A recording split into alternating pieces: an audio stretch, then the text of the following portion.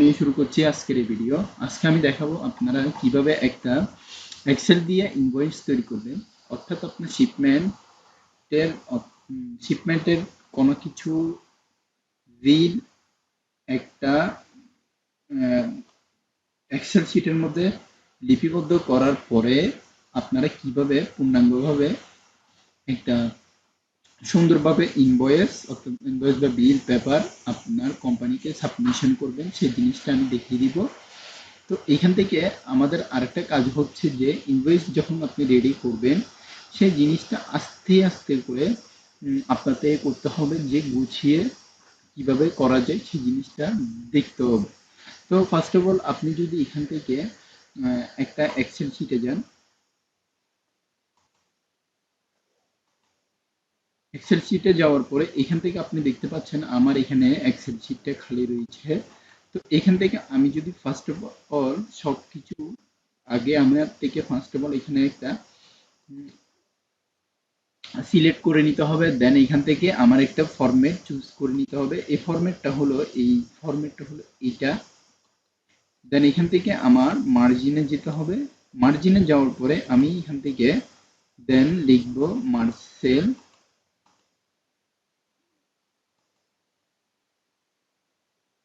Marcel দেওয়ার পরে এখান থেকে আপনি দেখতে পাচ্ছেন যে আমার সব কিছু হয়ে গিয়েছে। দেন আবার এটা পুরোটাই নিয়ে দিতে হবে।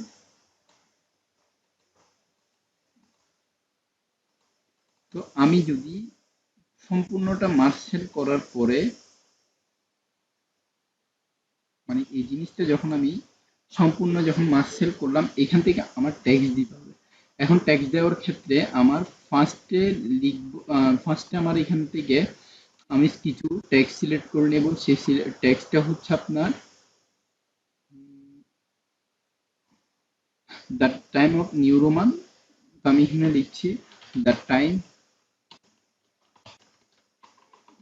The time of new Roman. তো এখানে পাওয়া যাচ্ছে না। আচ্ছা, আসলে আমার এখানে ফন্টে যেহেতু প্রবলেম, তো আমি এখান থেকে একটা নতুন ফন্ট নিচ্ছি, যেটা হচ্ছে লেখার বেসিক্যালি লেখার ক্ষেত্রে আপনার আলাদা অ্যাট্রাকটিভ একটা ফন্ট, অফিসিয়াল ফন্টের ক্ষেত্রে বোঝা যায় সে ধরনের একটা ফন্ট নিব। তো আমি এখান থেকে ফার্স্ট অফ অল নিচ্ছি ক্যালভরি। ক্যালভরিতে নেওয়া হচ্ছে না। আচ্ছা, এখান থেকে আমি এটা নিলাম। নেওয়ার পরে আমি এখান থেকে ফার্স্ট অফ অল এখান থেকে এখানে লিখবো যে আমার একটা গার্মেন্টসের নাম লিখবো, তারপর ঠিকানা লিখবো। গার্মেন্টসের নামটা হচ্ছে আপনার দা, গার্মেন্টসের নামটা হচ্ছে, ধরুন আমি লিখবো যে দা মোহন গার্মেন্টস প্রাইভেট লিমিটেড, দা মোহন garments private limited.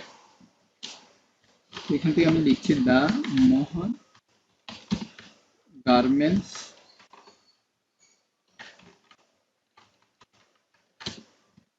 Private limited. এখান থেকে আমি লেখার পরে আমি তারপরে যাচ্ছি সেকেন্ড ইয়াতে, মানে এই জিনিসটা যখন আমি পুরোটা বড় করে দেবো, তো এখান থেকে আমি সেকেন্ড কলামে যাচ্ছি, আবার সেম করে আমার থেকে ঠিকানা দিব আমি। মার্সেল দেওয়ার পরে এখান থেকে আমি দিব হচ্ছে আমার ঠিকানা, অর্থাৎ চট্টগ্রাম ইপিজেড। ফার্স্টলি লিখবো ইপিজেড,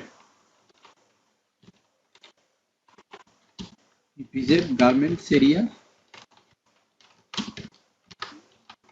এরিয়া 1231 রোড, তারপরে হচ্ছে চিটাগং। দেওয়ার পরে আমার ফার্স্ট অফ অল এখান থেকে আমি আবার সিলেক্ট করে নিচ্ছি। নেওয়ার পরে এখান থেকে আমি ব্যাকগ্রাউন্ডটা এখানে সেট করে ধরুন ইচ্ছা মতো একটা ব্যাকগ্রাউন্ড দিচ্ছি। তো এটা দেওয়ার পরে আমার ফার্স্ট অফ অল যে কাজটা করতে হবে সেটা হচ্ছে আপনার ইনভয়েস লিখবো অথবা বিল লিখবো, সেটা হচ্ছে আলাদা বা একটা সামঞ্জস্য বিষয়ের মধ্যে আমার যে জিনিসটা বুঝাবেন সেটা হচ্ছে আপনার আপনার ইনভয়েসের ক্ষেত্রে, আপনার ইনভয়েস অর্থাৎ ইনভয়েসের ক্ষেত্রে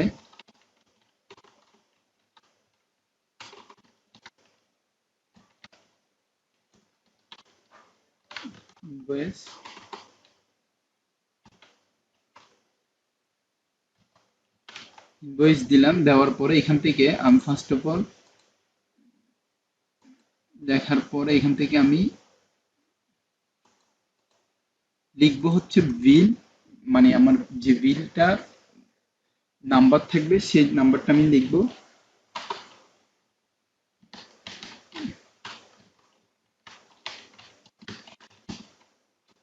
বিল নং দেওয়ার পরে এখান থেকে আমি দিব ডেট। ডেট দেওয়ার পরে এখান থেকে আমি আমার নামগুলা সেভ করব আস্তে আস্তে।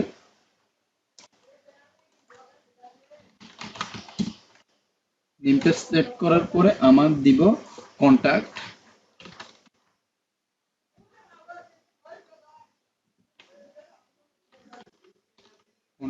দেন এখান থেকে আমি দিব অ্যাড্রেস।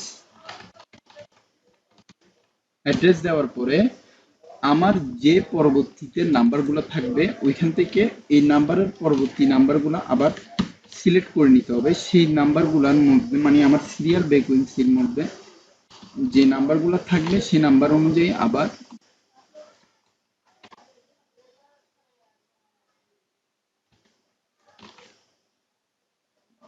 সিরিয়ালি আমার শিট তৈরি করে নিতে হবে। তো এখন আমি যদি এখান থেকে সম্পূর্ণ কাজটা করার পরে এখানে আমি ব্ল্যাক করে দিই, মানে আমার যে নাম্বারের যে ফার্স্ট অফ অল এখানে অল ইয়া রয়েছে সেগুলো যদি আমি ব্ল্যাক করে ফুল বড় করে দিই, আমি যদি এখান থেকে লিখে দিই ইটালিক, লিখে দেওয়ার পরে আমি এখান থেকে লিখব যে এস এল সিরিয়াল নাম্বার লিখব,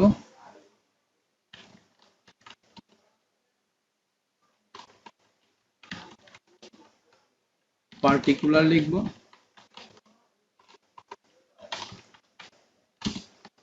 পার্টিকুলার্স লিখবো, তারপর রেট লিখবো, কোয়ান্টিটি লিখবো, অ্যামাউন্ট লিখবো, রেট তারপর হচ্ছে কোয়ান্টিটি,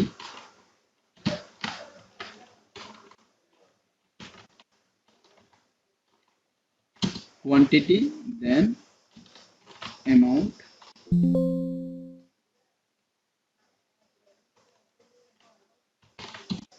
এখান থেকে আমি যদি এটা পুরোটা টান দিয়ে এখান থেকে এই জায়গার থেকে নিয়ে একটা কালার চুজ করে এখানে সম্পূর্ণ বড় করে দিই, দেন আমি যদি এটা এই জিনিসটা আবার টান দিই, যদি আলাদা আলাদা করে বড় করে